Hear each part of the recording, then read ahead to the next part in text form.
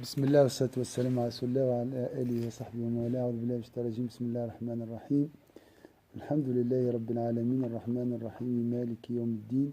إياك نعبد وإياك نستعين اهدنا الصراط المستقيم صراط الذين أنعمت عليهم غير المغضوب عليهم ولا الضالين آمين. اللهم صل على سيدنا محمد الفاتح لما أغلق والخاتم لما سبق ناصر الحق بالحق والهادي إلى صراطك المستقيم وعلى آله حق قدره ومقداره العظيم. سبحان ربك رب العزة عما يصفون وسلام على المرسلين والحمد لله رب العالمين. Parmi les finalités du jeûne, on trouve dans Surat al-Baqarah, verset 186, un mot-clé où Allah Azza wa Jalla nous explique la finalité du jeûne, la finalité de la finalité, parce qu'il y a une finalité transitoire qui est le taqwa, il y a une finalité ultime. Dans Surat al-Baqarah, on trouve, Allah nous parle de cette finalité, c'est Ar-Rushd. En fait, ici, c'est traduit par la piété. C'est encore plus important et plus haut que ce degré de la piété qu'on atteint facilement grâce à s'abstenir à manger et à boire, avoir un rapport intime. Donc ça c'est... Le taqwa, c'est faire le vide. Le Coran, c'est pour remplir le cœur par la lumière d'Allah Azza wa Jalla. La parole d'Allah, c'est la lumière d'Allah. C'est la même chose. Donc, faire le vide à travers le jeûne, nettoyer, purifier l'endroit, préparer le terrain, après semer la lumière dans ce cœur. Ça, c'est la finalité, c'est la proximité d'Allah Azza wa Jalla. Après ces deux opérations, at-takhliya wa at-tahliya, c'est gagner la proximité d'Allah Azza wa Jalla. C'est pour ça Allah nous a dit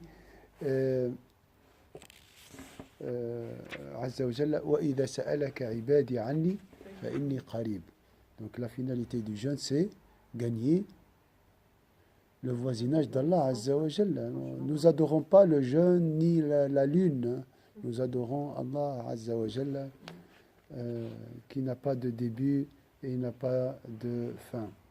Donc c'est un voyage, comme il a dit Tariq Ramadan dans son commentaire. Le jeûne, c'est une immigration, c'est un exil vers Allah Azza wa Jalla. Est-ce que c'est clair ici? C'est pas vraiment voilà, s'arrêter de manger, de boire et discuter un siècle sur le début du mois de Ramadan et la fin du mois de Ramadan. En fait, parmi peut-être les finalités de cette discussion futile, je vais vous expliquer pourquoi c'est futile et qu'il est fabriqué aussi, c'est nous détourner de deux choses. Tout d'abord de Gaza, ce qui se passe à Gaza, c'est le droit du retour vers la patrie natale, notre chère terre, la Palestine, et détourner les cœurs aussi, l'équation justice sociale et l'équation de l'excellence avec Allah, nous détourner de la proximité d'Allah Azza wa Jal, oublier les finalités. Donc on veut que tu jeûnes bêtement, sans savoir pourquoi. Tu ne dois pas méditer sur les finalités, tu ne dois pas poser « et cette année, pourquoi je jeûne encore ?» J'ai rien ressenti l'année passée, j'ai pas profité spirituellement, donc cette année je dois profiter. Non, pose pas cette question. Discute sur le début du mois de Ramadan et discute sur le début du mois de Ramadan pour ne pas voir les Palestiniens qui souffrent. Alors le Ghazali était très, très intelligent, bien sûr. Il a dit que la première barre à franchir pour connaître la réalité, parce qu'il faut vivre pour la réalité. Il y a des gens qui vivent pour rien, qui n'ont pas d'objectif sur cette terre. Ils vivent comme des animaux, ils mangent, boivent, se reproduisent, c'est tout. Alors, Al-Ghazali, il a dit, il faut vivre pour la réalité, pour connaître, pour la connaissance. Il a tout bouleversé. Et la religion, elle nous aide à réfléchir. Donc elle ne nous donne pas des réponses. Non, monsieur, madame, tu dois trouver toi-même la réponse. Oh là là. Mais moi, je cherche un comprimé pour revenir à la dunya. Profiter. Non, ça n'existe pas. Tu dois donner de ton corps, ma sœur, le jeune, hein, pour trouver la réalité. Donc l'effort pour arriver à Allah Azza wa Jal. Il n'y a pas une autre forme pour cheminer vers Allah Azza wa Jal. Ça, c'est clair. Le jeûne, après discernement. Donc, il a dit, chacun doit choisir le jour de son jeûne, le premier jour. Il doit jeûner selon la certitude qu'il a reçue. Oh là là. Et si le juge, le juge a décidé que le lendemain c'est le ramadan, et moi j'ai vu la lune, je fais quoi? Je jeûne et je m'en fiche du juge. C'est le Ghazali qui a dit ça. Donc qu'est-ce qu'elle veut? Allah veut voir des bêtes sur cette terre, veut voir des moutons qui suivent, veut voir des gens qui réfléchissent. Est-ce que je prends un scientifique, il a le doctorat d'état dans la physique nucléaire, peut-être. Et je lui dis, est-ce que tu vas jeûner demain? Non, je dois suivre l'Arabie Saoudite. Pourquoi l'Arabie Saoudite? Parce que le prophète sallallahu alayhi wa sallam, il a dit, jeûnez, alaykoum salam, si vous voyez la lune. Mais est-ce que tu as essayé de comprendre? Est-ce que tu as utilisé ton intelligence dans la physique nucléaire 5 minutes dans la méditation de ce hadith? Donc, j'ai posé la question, pourquoi il n'y a pas de créativité dans la pensée islamique? Il n'y a pas de beauté, il n'y a pas de nouvelles idées dans la pensée islamique. Parce que on est dominé par des gourous religieux qui imposent des fatwas et paralysent la méditation et la réflexion. 20 ans, on a vécu comme ça. La religion, il faut suivre, il ne faut pas réfléchir. C'est comme ça. Et si la chose est... Si l'idée n'est pas raisonnable, elle est très proche de la réalité. Le contraire, vous voyez, toute idée qui contredit la raison, sûrement elle est très proche de ce qu'Allah, ce que Allah Azza wa Jalla aime et lui donne satisfaction. Vous voyez, on a tordu la réalité. On a essayé d'éloigner la sagesse de la loi. On a essayé d'éloigner le haqiqa de la sharia. Donc, c'est l'islam de la coquille, l'islam de la forme, l'islam sans amour, sans réflexion. Hein? Ça, c'est ce que Al-Ghazali a essayé dans son livre et dans ses livres à le combattre. Réfléchir, choisir grâce à la lumière du cœur, pas grâce aux passions, un avis juridique. Un courant de pensée islamique, ses habits, sa manière, sa nourriture, hein? Tout tu dois choisir dans ta vie. Tu dois être libre. Ça, ce qu'on appelle le discernement, ar-rushd. C'est l'indépendance intellectuelle et spirituelle. Pourquoi je prie? Si tu poses la question aujourd'hui à 1,5 milliard de musulmans, ils vont dire parce que c'est comme ça, on doit prier.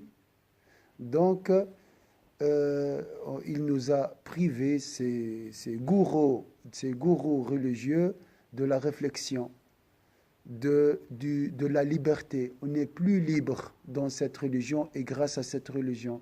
Alors que la finalité du jeûne, c'est nous libérer de la nourriture, de dire non, même la nourriture qui est indispensable et qui est une vérité, je peux la refuser. Je peux dire non à, à la vie elle-même. La vie, l'oxygène, la nourriture, je suis plus libre que la vie elle-même. La liberté a plus de valeur que la vie. C'est pour ça déjà Mandela a donné sa vie pour la liberté. C'est incroyable. Hein? Donc la vie n'est pas un objectif. La vie, mais quelle vie, oui. La vie libre. La vie. Allah veut voir des hommes et des femmes libres sur cette terre. C'est pour ça qu'il nous a envoyé des réformateurs et des penseurs, des hommes sages qui nous aideront à se trouver cette libération. Est-ce que c'est clair ici? Donc, il y a des gens qui sont déchirés aujourd'hui. Je suis quoi? La vision scientifique ou la lune? Son cerveau, il est manipulé par le mimétisme, at-taqlid, donc il n'arrive pas à se détacher. Bien sûr, je vais revenir sur les excuses après. La wihda, l'union de la umma, et qu'est-ce que j'ai entendu aussi? La guidance du prophète, Huda al-Rasul, sallallahu alayhi wa sallam. Qu'est-ce que j'ai entendu aussi? Oui, bien sûr, l'Arabie Saoudite, c'est elle qui détermine la Arafa, donc on doit la suivre pour le Ramadan. Ça me rappelle les marchands en Tunisie avant, les épiciers, qu'est-ce qu'ils disent? Je te vends le lait, tu dois acheter le yaourt avec. Hein? Donc, oui, je ne suis pas à Arafat. Arafat, je suis obligé de faire comme en Arabie Saoudite, parce que je suis en Arabie Saoudite. Si je suis Hajj, je suis ici, je jeûne le 9e du jour, mais ça ne change rien. Le prophète n'a pas dit il faut voir la lune avant de déterminer le jour de Arafat. Donc, ça n'a rien à voir avec le mois de Ramadan. Et si je me trompe pour Arafat, qu'Allah me pardonne. Inch'Allah, Allah acceptera mon jeûne, mon hajj, Inch'Allah. Mais le jeûne, là, j'ai le choix. Hein, j'ai le choix et je peux donc définir le début du mois de Ramadan. Je dois choisir. Quelqu'un m'a dit, est-ce que je fais quoi? Tu es libre, mon frère. L'Arabie Saoudite sont libres de choisir de déterminer comme ça le début du mois de Ramadan. Toi, tu es libre. Ça, c'est la première leçon du mois de Ramadan. L'objectif de la religion, c'est la liberté. C'est cette cohérence entre tes convictions, tes paroles et tes actes. C'est clair. Cette cohérence entre ce que j'ai dans mon cœur, ce que j'ai sur ma langue et ce que je fais. C'est tout. C'est ça l'islam. C'est arriver à libérer l'homme. Libérer ces trois axes. Arriver à que ces trois seront parallèles. Hein? Donc, nous essayons donc à trouver cette liberté à travers le jeûne. Donc, ça veut dire quoi la liberté? C'est dire ses convictions sans avoir peur d'un dictateur, d'un pouvoir, de perdre son poste, de l'argent, de perdre une somme d'argent, de jugement des autres aussi, surtout, ça c'est pire. Donc si si tu as peur que les gens disent telle chose, tu es l'adorateur des gens, tu es le serviteur des gens. C'est une forme d'associationnisme caché, bien sûr, on ne peut pas le dire. Et vous êtes esclave aussi, vous êtes l'esclave des idées. Et ta pensée est kidnappée parce que tu n'arrives pas, tu n'oses pas dire tes convictions. Et ça, c'est volume, bien sûr. Ça, c'est une forme d'injustice. Ça, c'est la dictature, hein, la tyrannie intellectuelle. Ou la pire tyrannie, bien sûr, la tyrannie religieuse, au nom d'Allah. C'est comme ça, si tu sors, tu es innovateur, tu es égaré et tu essaies de diviser la Ummah. On utilise toujours ces propos, bien sûr, contre les réformateurs, toujours. Magiciens, fous, divisent l'unité, l'union et tout ça. Donc, les dictateurs, ils ont considéré que les manifestations, par exemple, dans les rues à l'époque, au début du printemps arabe, une fitna. Les ulama, ils ont suivi, bien sûr. Ils ont suivi, ils ont dit oui, oui, ça c'est une fitna, c'est une dissension, tension, vous voulez. Voilà, j'ai entendu aussi d'autres accusations. On dit que ces gens-là sont une minorité. D'accord. Pharaon, il a dit la même chose. C'est une minorité qu'on doit négliger. Innahum shirzimatun qalilun. Et shirzimatun. Moïse, c'est un petit groupe. Hein, c'est rien. Hein, ils n'ont pas de valeur. C'est des voyous. Voilà, il a dit, c'est presque des voyous égarés, une minorité de voyous. Voilà, un petit groupe de voyous. Ces accusations sont fortes, hein, médiatiquement. Mais la réalité n'a rien à voir avec les médias et avec les propos.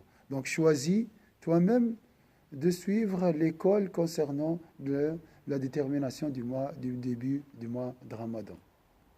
Ça, c'est un signe de rushd, d'indépendance.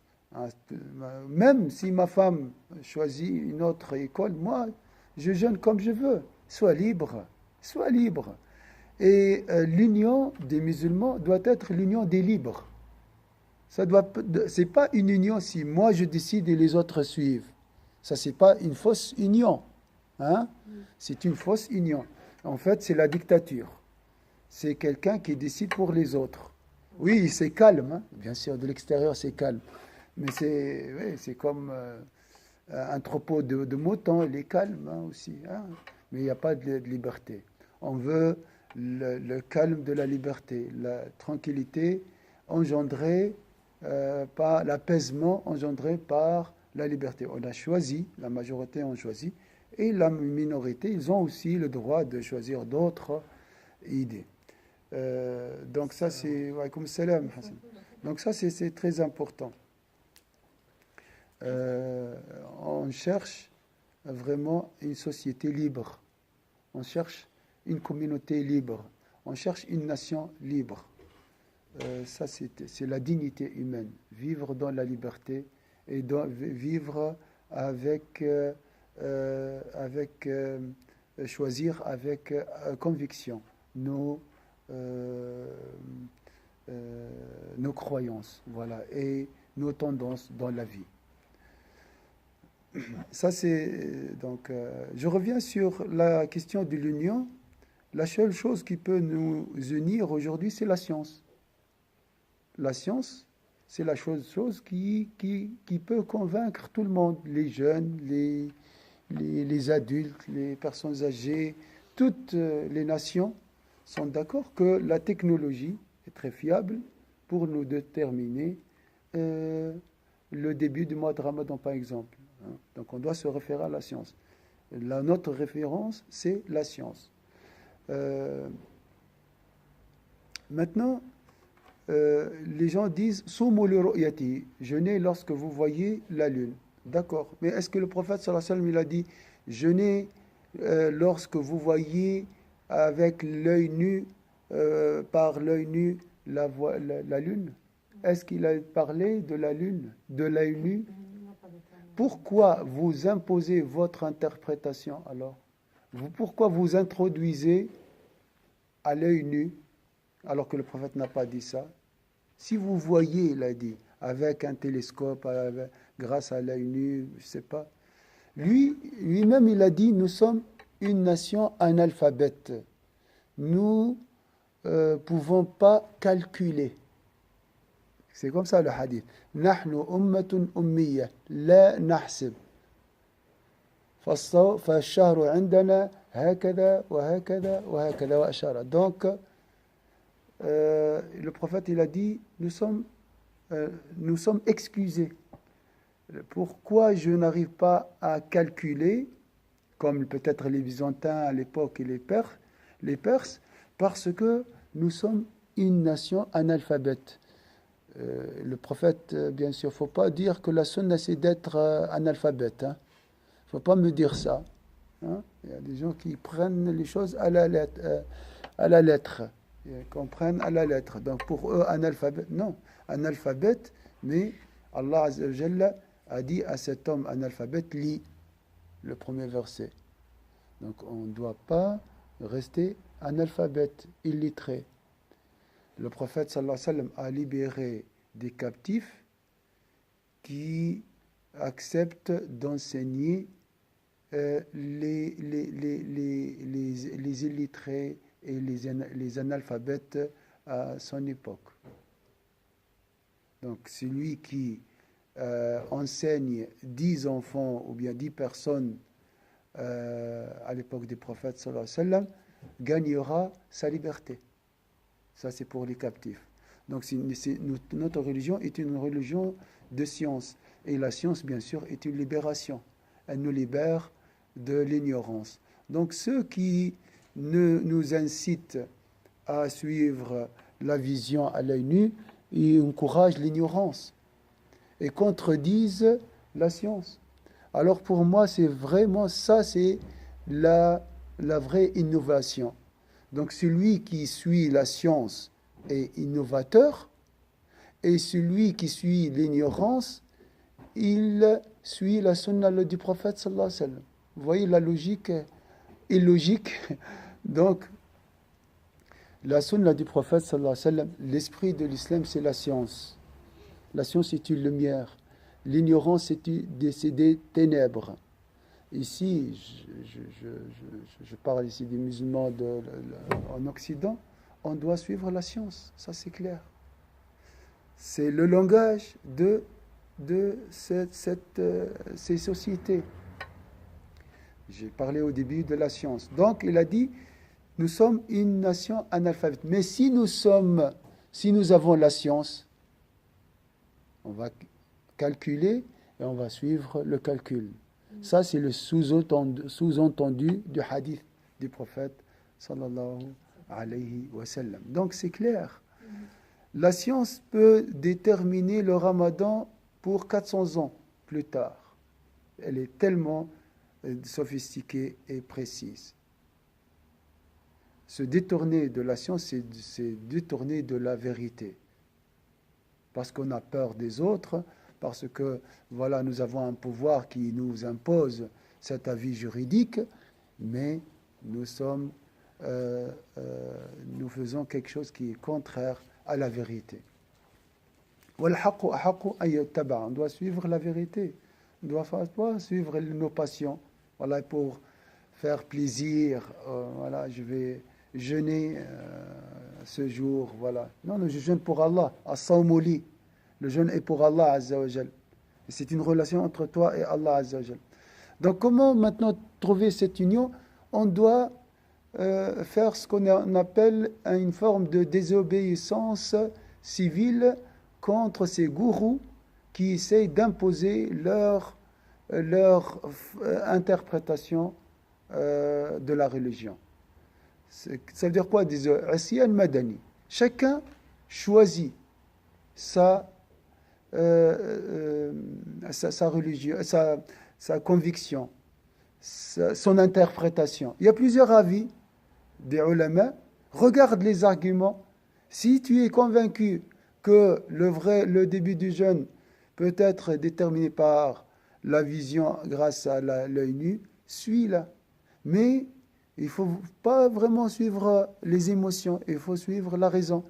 Et si tu es convaincu que la science peut nous donner des réponses précises et authentiques, donc il faut suivre la science. Il ne faut pas être influencé par ton entourage ou surtout par le mimétisme, par taqlid, par tes parents, par ton passé. Voilà, parce que ça fait 20 ans nous suivons l'Arabie Saoudite. Et alors, il y avait un livre écrit par un grand penseur saoudien. Il a prouvé que l'Arabie Saoudite s'est trompée 48 fois, je crois. Donc 50%, ils n'étaient pas justes. Donc ils n'étaient pas dans la vérité. Ils ont donné des informations contradictoires avec la vérité. Hein. Donc ça, c'est scientifiquement. Alors, maintenant, bien sûr, on va vous accuser de disperser les rangs des musulmans, tout ça. Le contraire, nous cherchons une union, à mon avis, une union réfléchie, une union libre, et on ne doit pas imposer et faire peur aux autres. Ah, si vous sortez, si vous choisissez un autre avis, vous êtes égaré, tout ça. On ne veut pas garder des hypocrites chez nous.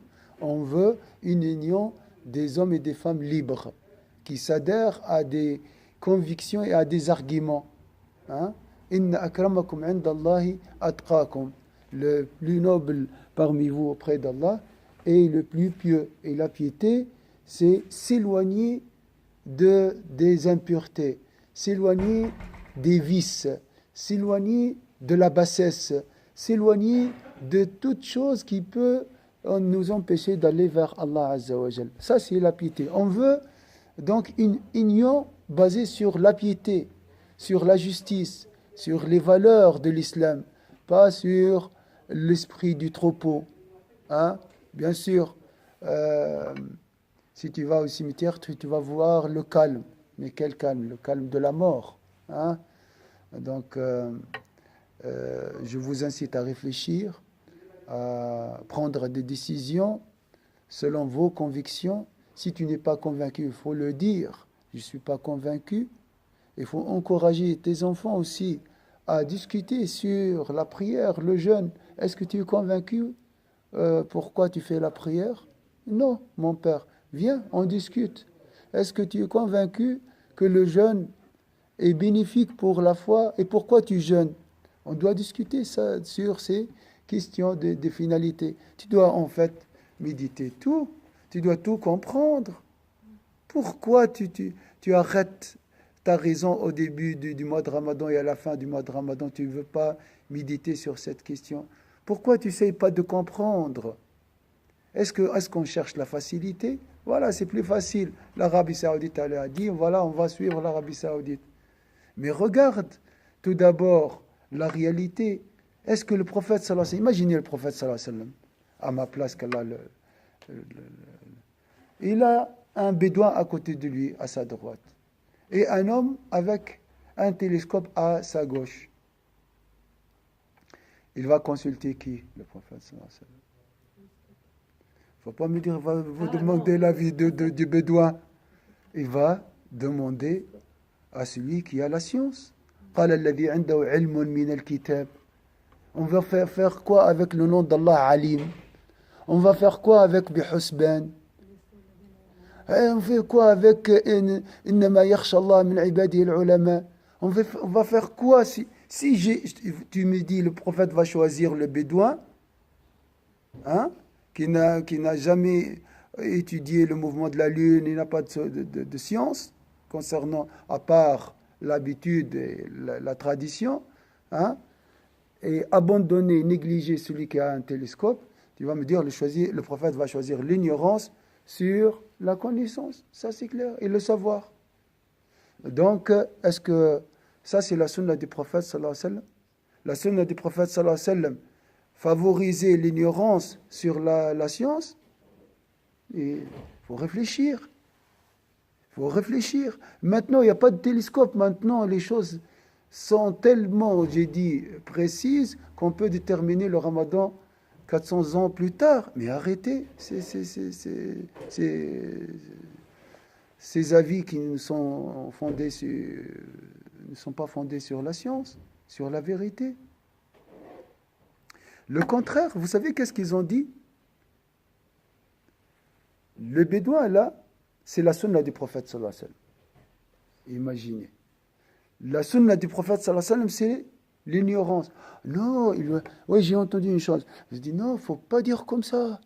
Parce que le prophète sallallahu alayhi wa sallam suivait la vision avec l'œil nu. Oui, mais c'est à son époque. Ça, c'était le télescope de son époque. C'est le bédouin. Donc, s'il avait un autre moyen, il va suivre ce moyen pour arriver à connaître avec précision le début du mois de Ramadan. Donc notre religion est une religion de science, c'est pour ça qu'on a choisi de déterminer le début du mois de Ramadan grâce au calcul scientifique. Hein. Donc voilà, ça c'est pour aussi la question de non, il ne faut pas dédaigner celui qui détermine le début du mois de Ramadan avec l'œil nu, sinon tu vas blesser le prophète sallallahu alayhi wa sallam ou faire du mal au prophète sallallahu alayhi wa sallam. Non, non, non. Si le prophète était parmi nous, moi je suis sûr, il choisira la science. Et il choisira le témoin fiable. On appelle ça le témoin fiable.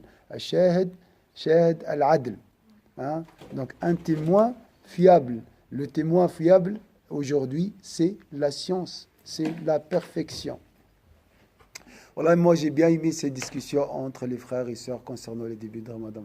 Parce que c'est un pas vers la libération, vers un musulman authentique, vers la sincérité. Vers la sincérité. On discute. Il n'y a pas de dictature. Il n'y a pas quelqu'un qui impose son avis juridique sur les autres. Il y a un mouvement de désobéissance juridique sur cette école gourou qui nous impose les choses sans réfléchir. Nos fidèles sont frustrés, ne sont pas convaincus. On a parlé du voile. Pourquoi tu portes le voile? Il y a des sœurs qui ne sont pas convaincues. Ils portent le voile, mais comme s'il est imposé. Pourquoi? Pourquoi cette frustration? Parce qu'il n'y a pas de communication. Il n'y a pas de liberté. Tout est haram, et attention, et on fait comme ça les yeux pour te terrifier. C'est le terrorisme au nom de la religion, mais un terrorisme doux. On va t'expulser indirectement, t'ignorer indirectement. Non, l'islam est venu pour nous libérer, pour nous pousser à réfléchir. Ya'qiloun, yatafakkaroun. Ça, c'est pourquoi. Ulul albab, les gens doués d'intelligence, pourquoi? On fait quoi avec cette intelligence? Le début du mois de Ramadan offre l'intelligence. La fin du mois de Ramadan offre intelligence. J'arrête ce moteur. Mais c'est quoi ça? Donc, la liberté est basée sur la réflexion. Le Ghazali, il a dit sa sentence formidable, qui est peut-être l'origine de la révolution scientifique ici en Occident. Il a dit, celui qui ne doute pas ne réfléchira pas, et celui qui ne réfléchira pas ne verra rien, et celui qui ne voit rien avec le cœur vivra dans l'aveuglement. Mais tu dois avoir des doutes. Tu dois douter de tout, mais un doute constructif. C'est pour aller plus loin, pas pour détruire et ne rien faire.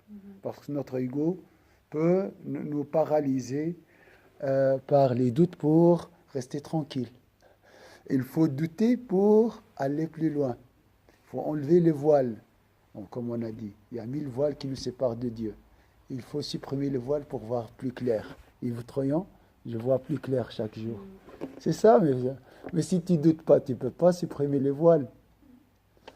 Est-ce que c'est clair? Tout ce que j'ai dit, c'est un voile. Que vous croyez? Tout ce que j'ai dit, c'est un voile. C'est un voile qui cache la vérité. La vérité est plus belle de ce qu'on a cru. Est-ce que c'est clair? Donc, il faut toujours avoir des doutes. C'est grâce aux doutes que tu peux supprimer les voiles. Grâce aux doutes, tu peux avancer. Tu dis, est-ce que vraiment je suis croyante? Ah là, tu m'as secoué. vous êtes énervé, vous êtes frustré, n'est-ce pas? Hein? Si je vous dis ma soeur, tu es croyante? Elle a fait comme ça. Oui, c'est ça.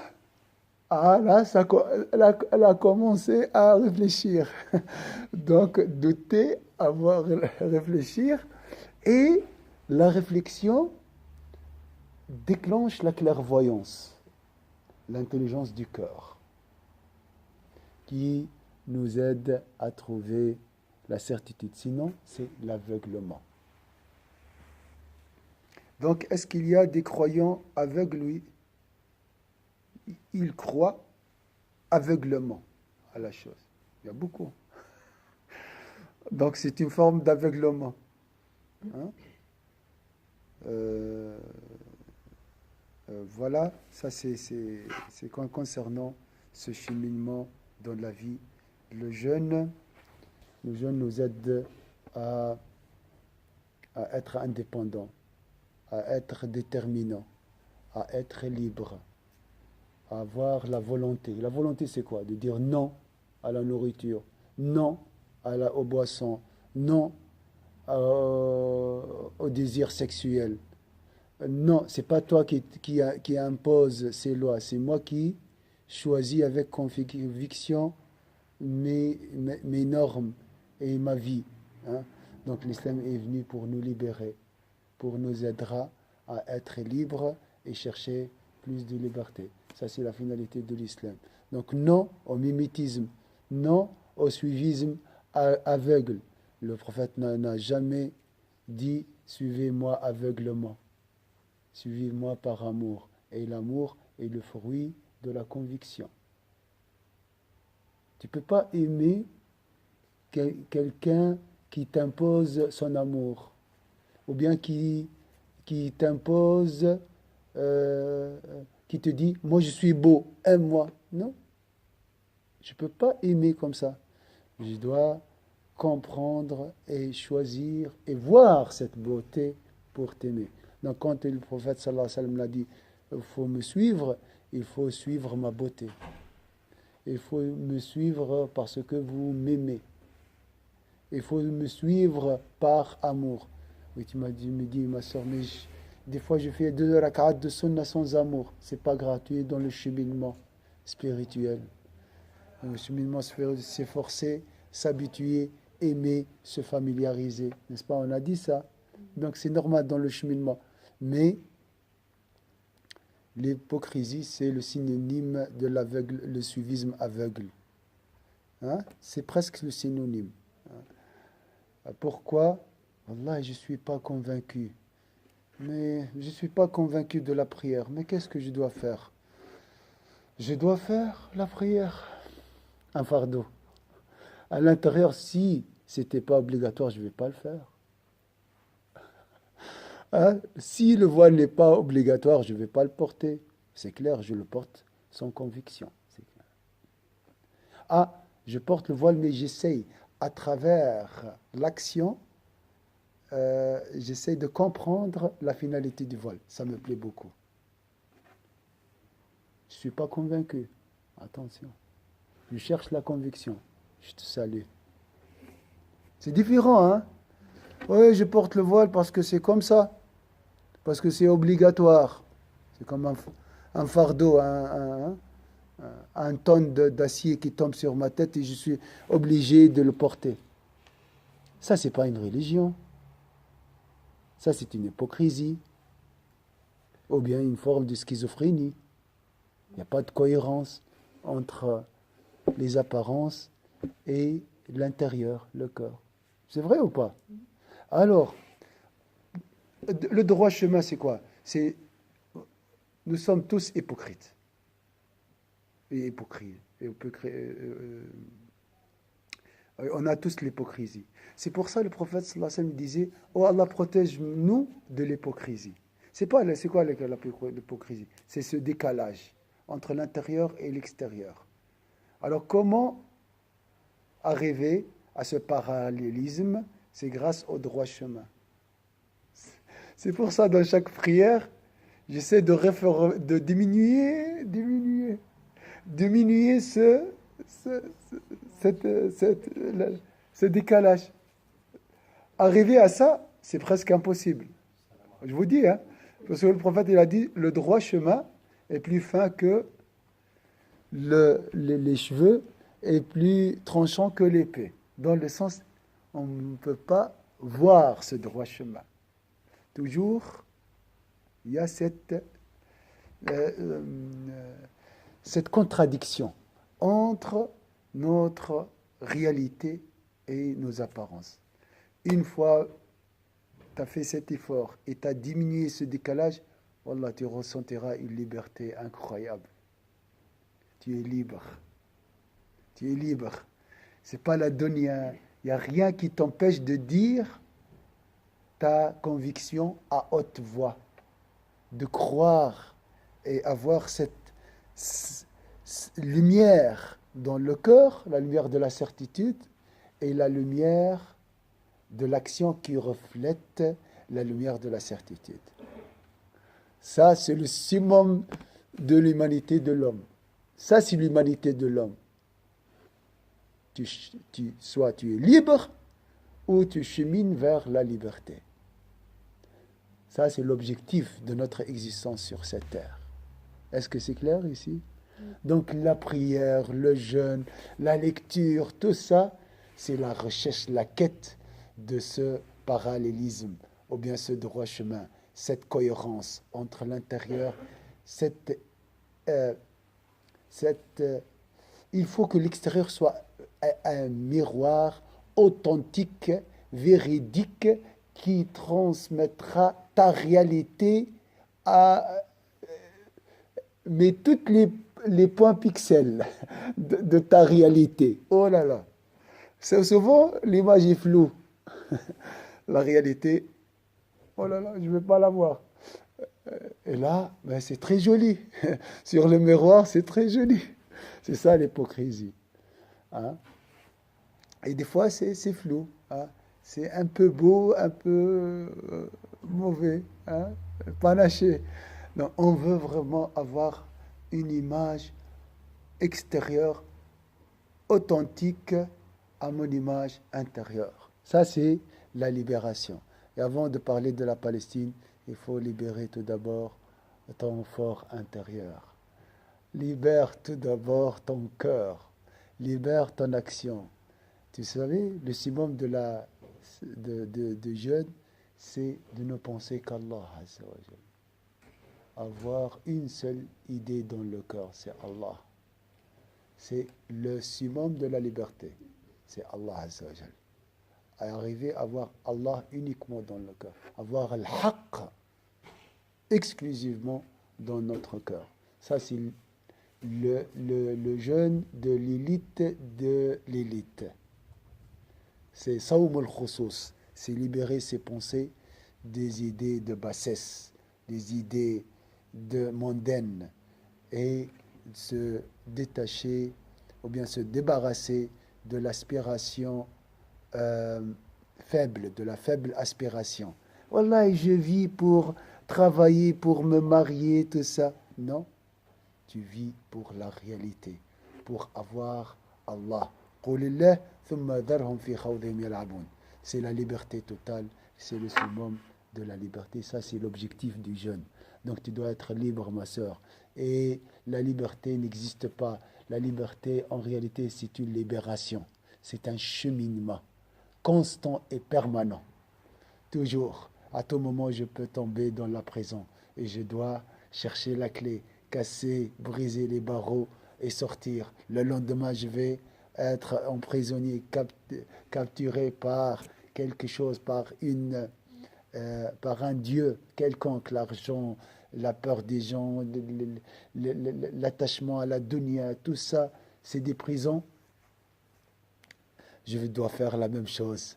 Je dois combattre les barreaux et casser ces barreaux et trouver la liberté. Après, troisième jour, ou bien même dans le même jour, je peux être aussi de nouveau, je peux chuter et refaire la même chose. C'est une libération constante, sans fin, et sans limite. Les merveilles d'Allah dans le cheminement spirituel n'ont pas de fin. Et à chaque fois que tu quittes une prison, ma sœur, tu vas découvrir des merveilles. Ah, comme c'est beau! Parce que cette liberté, elle est à l'intérieur de toi. Allah t'a créé libre, donc il faut chercher, il ne faut pas suivre les autres, il faut choisir tes convictions, bien sûr dans le respect, mais si il faut dire que cette pensée est arriérée, cela ne veut pas dire que la personne est arriérée. On parle de la pensée, on juge personne. Et quand je dis aussi la vision scientifique, et c'est la vision la plus proche de l'âme, de l'esprit de l'islam, je respecte tout le monde. Mais en même temps, je pense que l'autre avis est un avis qui n'a pas de fondement scientifique ni religieux. C'est juste une lecture superficielle du texte et la lecture superficielle du texte peut trahir la finalité, l'essence du texte. Donc on doit faire attention. Ici, à mon avis, pour les musulmans en Europe, on doit suivre le calcul et la vision scientifique, Inch'Allah. Je parle de la Suisse, on parle de l'Union. Mais vous savez qu'il y a 400 000 musulmans ici en Suisse. 95% de ces musulmans sont d'origine turque et balkan. 95%. 5% peut-être voilà, le reste des Arabes d'origine, qui sont influencés par le monde arabophone. Alors, ces 5% ne représentent rien. C'est une minorité. Et malheureusement, les mosquées influencées par le Moyen-Orient, c'est eux qui gâchent l'union des musulmans ici en Suisse. Mais bien sûr. Et il ne faut pas dire je suis arabe, je suis meilleur qu'un turc, parce que j'ai la langue arabe. Inna akramakum indallahi atqakum, le plus pieux parmi vous et le plus noble auprès d'Allah parmi vous et le plus pieux. C'est tout. Donc la science, on le trouve chez tout le monde. La piété, je ne parle pas, la piété est ici. Pourquoi tu te prends pour la référence ici en Suisse alors que tu es une minorité? Tu penses que tu as la vérité et que les 95% doivent te suivre? Quelle réalité? Tu suis un bédouin dans le désert. Ça, c'est la réalité. Eux, ils suivent la science. Donc, eux, ils détiennent la vérité et sont la majorité. On doit les suivre. Hein?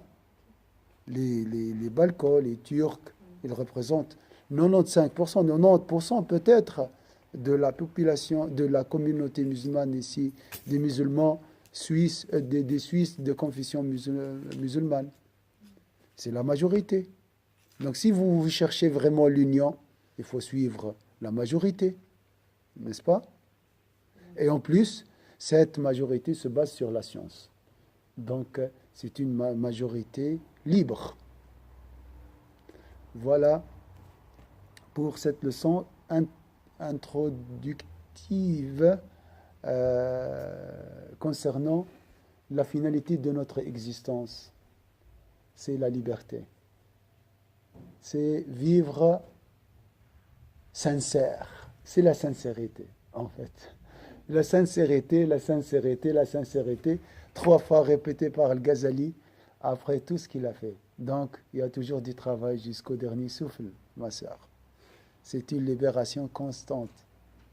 Il ne faut pas stagner, il ne faut pas s'arrêter, il faut toujours cheminer. Il ne faut jamais dire c'est comme ça parce que c'est comme ça, et tu dois suivre parce que tu dois me suivre, et parce que tu dois suivre moi, et pas l'autre. Oui, je peux suivre toi, mais il faut me convaincre. Il faut me donner les arguments. Il faut trouver cet apaisement du cœur. Voilà quelques points, peut-être dans les prochaines leçons, Inch'Allah, on va voir d'autres finalités du jeûne et voir des leçons, des choses variées, des leçons variées, des sujets variés.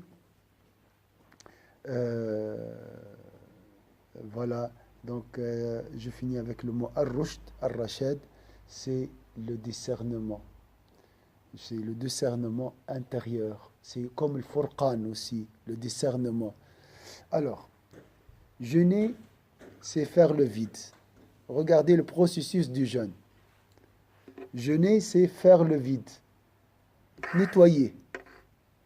Le Coran, c'est pour remplir le cœur par la lumière. J'ai un récipient vide. Maintenant, je vais le remplir par le Coran. D'accord. Maintenant, je fais quoi? J'ai un cœur lumineux.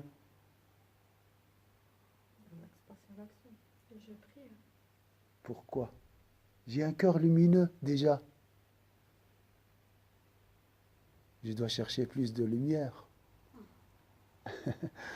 Alors je vais demander à Allah Azza wa Jal. Non, mais Allah Azza wa Jal dit dans la dans le deuxième verset où nous a prescrit le jeûne, afin que vous êtes reconnaissants. Reconnaissants de quoi? De cette lumière du Coran. Hein? Si شهر رمضان الذي أنزل فيه القرآن هدى للناس وبينات من الهدى والفرقان لتكبروا الله على ما هداكم ولعلكم تشكرون. Ah, quelle beauté! Oh Allah, tu m'as purifié le cœur grâce au jeûne et tu l'as rempli par le Coran. Quel bienfait d'Allah Azza wa Jal. Voilà, quelques moments. Après, je vais chercher plus de lumière. Alors, وَإِذَا سَأَلَكَ عِبَادِي عَنِّي فَإِنِّي قَرِيبٌ. Tu vas demander plus de lumière auprès d'Allah Azza wa Jal. D'accord? أُجِيبُ دَعْوَةَ الدَّاعِ إِذَا دَعَانِ. Tu veux l'argent? Tiens, tais-toi et arrête de pleurer. Tu veux une épouse? Tiens, une épouse. Et arrête, et tais-toi, arrête de pleurer. Et pourquoi tout ça? Cherche plus. Va plus loin. Il ne faut pas me toujours demander, Laylat al-Qadr, c'est la nuit des merveilles. Je veux comme ça, je veux réussir mon bac, tout ça. Mais d'accord, tiens ton bac. Et après, tu veux quoi? Tu dois chercher la beauté d'Allah Azza wa Jal. فَإِنِّي قَرِيب. Tu vas chercher la proximité d'Allah Azza. Pourquoi? Parce que tu as goûté la lumière du Coran. Donc tu dois jeûner pour recevoir le Coran et demander la proximité d'Allah Azza wa Jal. Tu dois jeûner pour avoir une lumière qui t'incitera à chercher plus de lumière. Donc chercher la proximité d'Allah Azza wa Jal. Si tu cherches la proximité d'Allah Azza wa Jal, il va te donner la dunya pour te faire taire, pour ne pas pleurer de la dunya, pour chercher la beauté d'Allah Azza wa Jal. Hein? Bon, d'accord, tais-toi. Tiens, vas-y, plus loin. فَلْيَسْتَجِيبُوا لِي وَلْيُؤْمِنُوا بِي. Une fois tu es détaché de la dunya, tu vas trouver la réjouissance de la foi. لَعَلَّهُمْ يَرْشُدُونَ.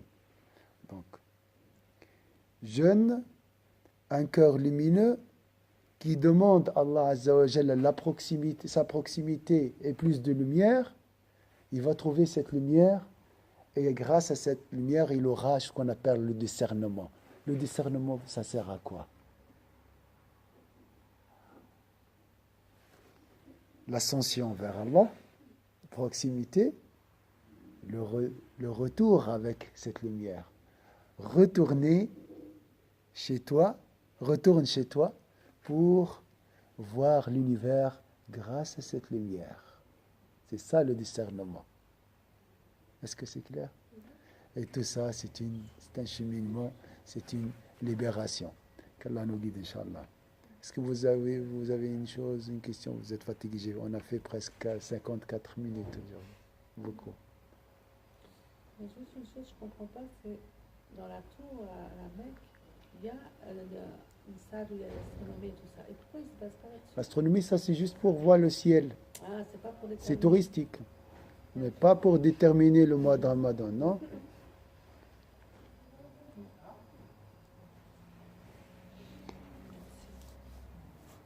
C'est bon? أعوذ بالله من الشيطان الرجيم بسم الله الرحمن الرحيم والعصر إن الإنسان في خسر إلا الذين آمنوا وعملوا الصالحات وتواصوا بالحق وتواصوا بالصبر سبحانك اللهم وبحمدك نشهد أن لا إله إلا أنت نستغفرك ونتوب إليك سبحان ربك رب العزة عما يصفون وسلام على المرسلين الحمد لله رب العالمين بارك الله فيك.